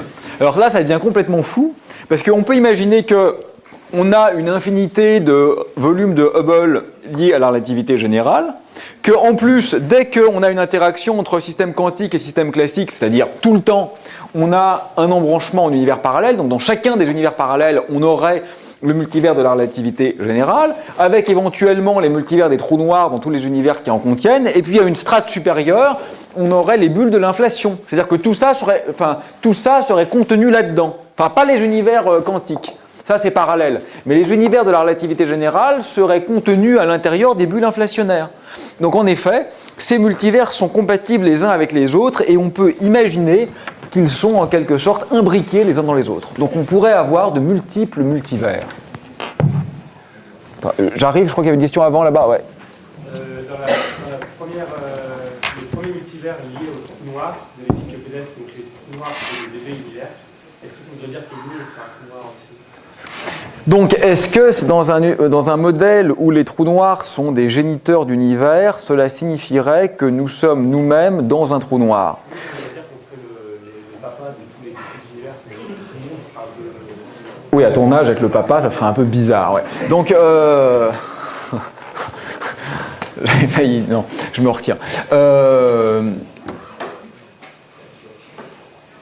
Oui.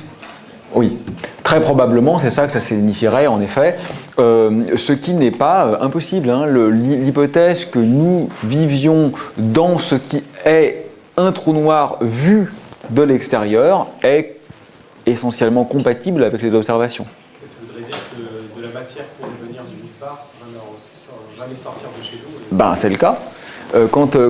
Quand l'univers est en train de grandir, il y a des modes physiques qui rentrent dans l'univers, mais qui n'en ressortent pas. Donc il n'y a rien de contradictoire entre la structure interne d'un trou noir et la métrique FLRW qui décrit l'univers dans lequel nous nous trouvons. Donc c'est une possibilité. Oui. J'ai suivi un reportage sur les travaux de Boltzmann sur l'entropie. Il dit qu'au fait, le monde ne peut évoluer que de l'ordre vers le désordre. Alors je me dis, un modèle comme la gravitation quantique qui décrit l'univers comme un étranglement, donc on est parti d'un monde complètement désordonné vers un Big Bang qui est ordonné ensuite. Je me demande si c'est possible. Ah, ça c'est une question très savante et très subtile, donc qui est liée tu disais, à un reportage que tu as vu sur l'entropie, sur Boltzmann et sur le destin du désordre dans ce genre d'univers. Peut-être vous me permettez, puisque de toute façon, bah oui, vous me permettez, puisqu'il me reste plein de temps, je fais une petite parenthèse sur l'entropie en général, dont je crois ne vous avoir jamais parlé et qui est un concept absolument fondamental en physique, donc c'est bien que vous l'ayez en tête. Si, j'en ai peut-être déjà parlé, hein. Bon, c'était il y a longtemps. Bon. Donc l'entropie, pour un système dit microcanonique, c'est quelque chose qui est proportionnel au logarithme du nombre de micro-états compatibles avec un macro-état donné. Je voudrais rendre cette phrase un peu complexe, claire. Vous voyez un macro-état. Vous dites dans cette pièce, il y a du gaz, il y a telle température, telle pression, tel volume. D'accord ? L'état individuel des molécules, vous ne le voyez pas, vous en fichez, ça n'a aucune influence sur vous. Donc ce que va mesurer l'entropie du gaz, en gros, c'est le nombre de configurations microscopiques qui ne changent rien pour vous. Si la molécule qui est là, je la mets là, et celle qui est là, je la mets là, ce sont deux états différents, n'est-ce pas, au niveau microscopique, parce que j'ai changé des molécules. Mais pour nous, ça ne change rien. Donc l'entropie, vous voyez, on va calculer le nombre de configurations fondamentales qui donnent la même configuration émergente. Et je trouve que quand on le dit comme ça, on comprend très bien pourquoi c'est une mesure du désordre. Parce que si vous avez un système qui est très ordonné, par exemple O, O, O, O, O, O, ben vous voyez qu'il n'y a qu'une manière de le faire. Alors que si vous avez un système qui est complètement désordonné, il y a plein de manières différentes de le faire. C'est-à-dire que si je vous dis, mettez-vous dans cette pièce du plus jeune au plus vieux, il n'y a qu'une manière de le faire correctement. Mais si je vous dis, mettez-vous n'importe comment, il y a plein de permutations possibles. Donc vous voyez que plus j'ordonne, d'accord, plus en fait j'ai un faible nombre de configurations possibles. D'accord ? Donc vous voyez qu'il y a un lien très clair entre compter le nombre d'états fondamentaux associés à un état macroscopique et compter ou mesurer le désordre d'un système. Ça, c'était pour la définition de l'entropie. Donc après, ce que tu mentionnes, c'est ce qu'on appelle la deuxième loi de la thermodynamique, c'est-à-dire le fait que l'entropie ne peut qu'augmenter. Mais là encore, je vous invite à le comprendre de façon intuitive. En thermodynamique, c'est toujours un peu compliqué, hein. Vous verrez ça l'année prochaine pour les physiciens. Quand on découvre la thermodynamique, c'est souvent une science qui est quand même assez délicate au niveau intuitif. Mais quand on pense au niveau statistique, c'est complètement évident. En fait, tout ce qu'on est en train de dire, c'est que comme les systèmes désordonnés sont beaucoup plus probables parce qu'il y a plein de micro-configurations qui donnent le même état macroscopique, bah évidemment, c'est ce vers quoi les systèmes évoluent. C'est mon exemple que je vous avais donné. Je prends une bouteille, je la remplis de gaz rouge. J'enlève le bouchon, le gaz diffuse. Est-ce qu'il va retourner dans la bouteille? Non. Pourquoi? C'est pas interdit. Il n'y a aucune loi de la physique qui interdit à une molécule qui est là de retourner dans la bouteille et à celle qui est là de retourner dedans, etc. Pourquoi ça n'arrive pas? Pourquoi le gaz rouge qui aurait diffusé dans l'air de l'amphi ne va jamais retourner dans la bouteille? Uniquement parce que c'est improbable. Parce qu'il y a des milliards de fois plus de manières différentes d'occuper tout l'amphi que de manières d'occuper toute la bouteille. Et c'est unique toute la bouteille. Et c'est uniquement pour ça que l'état à l'équilibre thermodynamique est l'état diffusé. D'accord ? Voilà, donc ça c'est les remarques globales. Maintenant, ce que tu dis, c'est que dans des modèles comme ça cycliques d'univers en rebond et en expansion, il y a un problème d'entropie. Eh bien, tu as parfaitement raison. Il y a en effet un problème d'entropie, qui est un problème bien connu en cosmologie, qui a été étudié depuis longtemps, et en fait, auquel il n'y a pas à l'heure actuelle de solution simple, mais c'est déjà le cas sans rebond. Parce que l'entropie actuelle de l'univers, telle qu'on le voit, est très petite par rapport à l'entropie maximum. C'est-à-dire que notre univers, à nous, là, chez nous en ce moment, est très loin d'être dans un état d'entropie maximale. Un état d'entropie maximale serait un gros trou noir. On n'est pas un gros trou noir, on est là, nous tous. Donc, ça, comme l'entropie ne fait qu'augmenter, ça veut dire que le Big Bang, même si j'oublie ce rebond-là, que le Big Bang était en fait dans un état d'entropie extraordinairement faible. Et ça, c'est une question qui est lancinante en cosmologie. Comment se fait-il que l'état initial est un état d'entropie si faible, puisque l'entropie ne fait que grimper et qu'en ce moment même, l'entropie est encore très faible en fait. Donc ça, c'est une question qui est non triviale. Et je crois que la meilleure ébauche de solution a été là encore donnée par Carlo Rovelli, ce qui marche pour les modèles cycliques et pas seulement, c'est qu'en fait, il n'y a pas de définition complètement objective de l'entropie. C'est-à-dire qu'en fait, l'entropie, c'est lié à la quantité d'informations qu'on manque sur un système. Donc ce n'est pas une grandeur qui est complètement objective, l'entropie. C'est une grandeur qui est dictée par la manière dont les systèmes se couplent les uns avec les autres. Et en fait, dès que tu as un système suffisamment complexe, tu peux te rendre compte que tu as certaines variables pour lesquelles l'entropie monte et d'autres pour lesquelles l'entropie ne monte pas. Et donc en fait, dire que l'univers avait une entropie faible ne serait lié qu'à notre manière d'appréhender l'univers et pas une caractéristique propre de l'univers. À mon avis, c'est la meilleure piste, mais pour répondre en une phrase, tu as raison, il y a ici quelque chose qui n'est pas encore bien compris. Voilà. D'autres remarques? Oui. Pour rapport à votre schéma, parce qu'il y a bien un trou noir en bas, on est d'accord? Ah oui, oui, oui. Quelque chose pourrait venir des trous noirs en bas chez nous? Oui, oui. Alors en fait, ça serait plutôt un trou blanc. C'est quelque chose, en fait, on ne pourrait que sortir, on ne pourrait jamais rentrer. Donc là, il y a un trou blanc, là, il y a un trou noir, là, il y a un univers, là, il y a un univers parallèle. Ça existe un trou blanc? Un trou blanc, c'est le symétrique temporel d'un trou noir. C'est-à-dire que c'est quelque chose où il y a aussi un horizon, mais au lieu d'être un horizon tel qu'on peut rentrer et pas sortir, c'est un horizon où on peut sortir et pas rentrer. Alors, on ne sait pas si ça existe, on n'en a jamais vu. Alors, le fait qu'on n'en ait jamais vu, on peut l'interpréter comme le fait que ça n'existe pas. Ça, c'est tout à fait légitime. Mais il y a plusieurs autres interprétations possibles. Par exemple, moi, avec Carlo, je travaille sur un modèle où, en fait, les trous noirs ne sont pas vraiment des trous noirs. Les trous noirs sont des objets en train de rebondir. C'est-à-dire qu'en fait, ce qui se passe, c'est qu'on a une solution classique de type trou noir, comme ça, qui implose. Quand la densité devient très grande, ça rebondit, et ça rebondit en une solution de type trou blanc. Et on a envie de se dire, bah oui, mais puisqu'on ne voit pas de trous blancs dans l'univers, le modèle il marche pas, quoi. Si c'était vrai, on devrait les voir, ces trous blancs. On voit des trous noirs, on ne voit pas de trous blancs. Mais en fait, on sait pourquoi. Dans notre modèle, qui est peut-être faux, hein, mais dans notre modèle, on sait pourquoi ça serait comme ça. C'est parce que tout dépend du temps que ça prend pour rebondir. Si tu calcules le temps propre, c'est-à-dire que tu prends une coquille de lumière en train de s'effondrer, tu regardes combien de temps elle met pour rebondir, tu vas trouver un temps minuscule, je sais pas, des microsecondes, ça se passe à la vitesse de la lumière. Mais tu regardes la même chose vue de loin, tu peux trouver des milliards de fois l'âge de l'univers. Uniquement parce que dans le champ gravitationnel, le temps est tellement dilaté qu'en fait, vu de loin, le rebond prend un temps quasiment infini. Et donc c'est pour ça qu'en fait, on ne verrait pas les trous blancs. Il y a beaucoup d'hypothèses et beaucoup de recherches sur ces choses-là. Oui. Vous venez de parler de rebond justement des trous noirs, mais vu que la gravitation est attractive, j'ai du mal à comprendre comment il faut rebondir. D'accord. Donc il dit que comme la gravitation est attractive, on a du mal à comprendre comment les trous noirs rebondiraient. Et c'est la même chose pour l'univers d'ailleurs. Bonne remarque. Et ma réponse est très simple. Si on prend la gravitation newtonienne, c'est juste impossible de faire un rebond. Newton l'interdit. Si on prend la gravitation einsteinienne, c'est un peu plus subtil. C'est-à-dire que la gravitation d'Einstein, avec de la matière normale, une table, on ne peut pas non plus faire de rebond. La gravitation d'Einstein, avec de la matière exotique, qui a une équation d'état particulière, on commence à pouvoir la faire rebondir. Mais en fait, tout ce dont je parle là, moi, c'est de la gravitation quantique. La gravitation quantique, c'est quelque chose qui, dans le régime des très hautes densités, ne se comporte pas du tout comme la gravitation usuelle. Et exactement, si tu veux, comme l'atome d'hydrogène. L'atome d'hydrogène, si tu le regardes hors mécanique quantique, l'électron devrait perdre très rapidement de l'énergie par rayonnement synchrotron, et en une fraction de seconde, l'électron devrait s'effondrer sur le noyau. Donc évidemment, on ne devrait pas exister, puisque les atomes auraient une durée de vie d'une fraction de seconde. Et qu'est-ce qui change tout? C'est la mécanique quantique. Et donc, si tu veux, de la même manière que la mécanique quantique stabilise l'atome d'hydrogène, on s'attendrait à ce que ce soit la gravité quantique qui stabilise le phénomène de collapse. Alors après, pourquoi ça rebondit?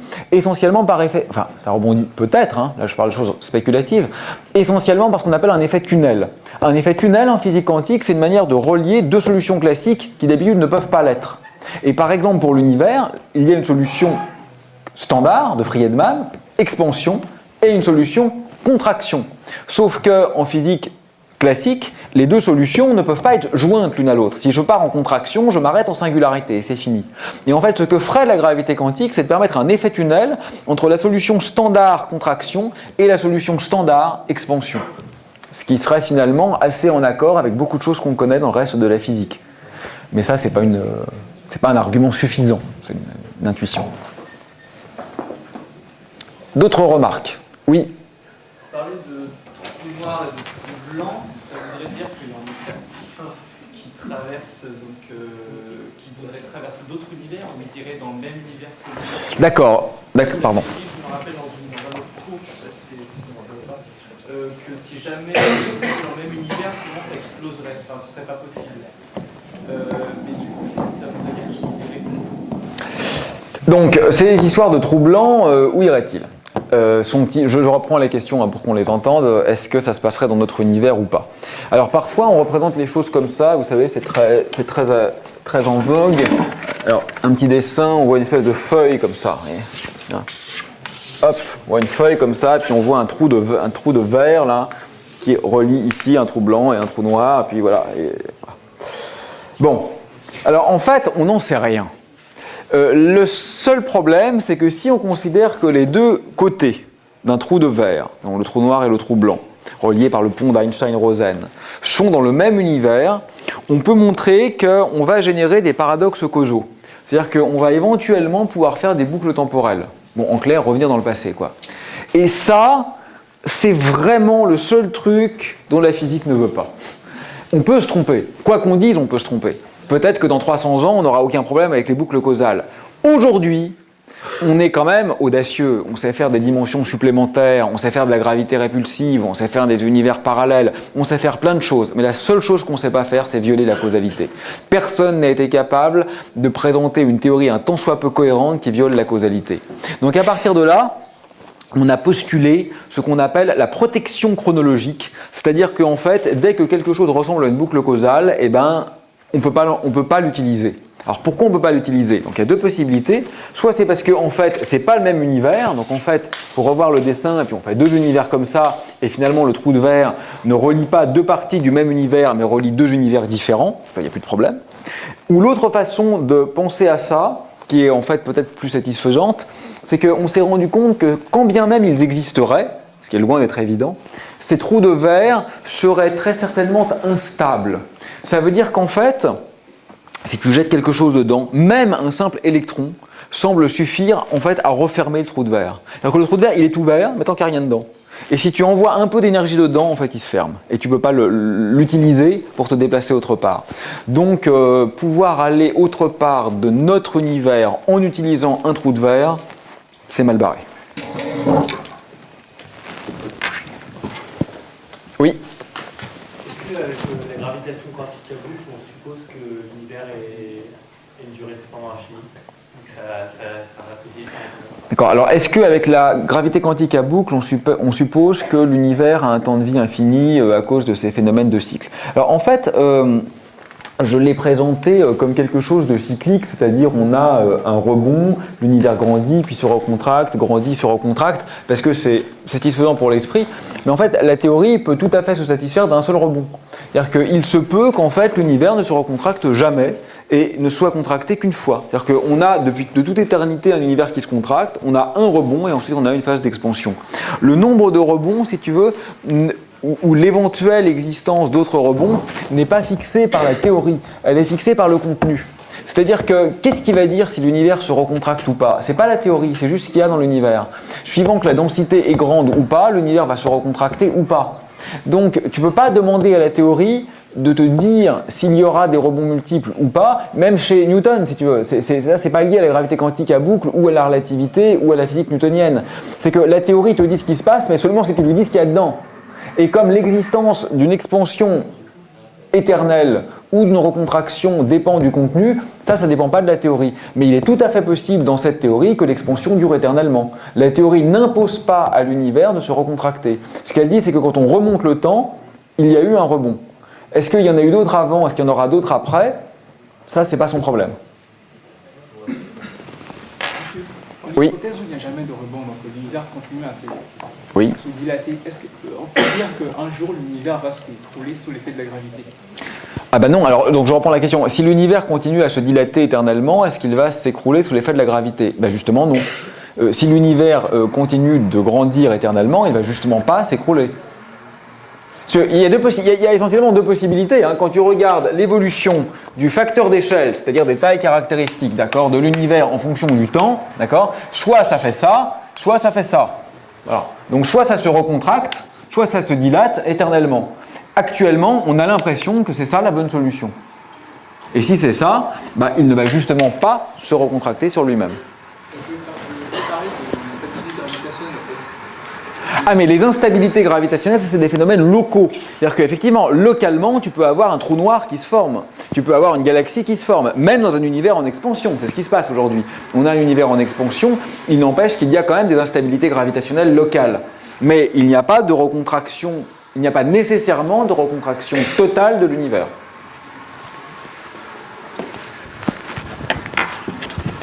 D'autres questions? Oui. J'ai parlé de constante cosmologique, c'est quoi? J'en ai pas parlé la semaine dernière?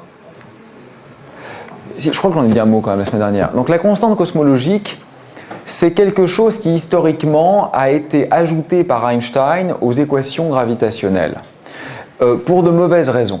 Parce que Einstein ne pensait pas que l'univers puisse être en expansion et il a en quelque sorte modifié sa théorie pour essayer de faire en sorte qu'elle soit capable de rendre compte d'un univers statique.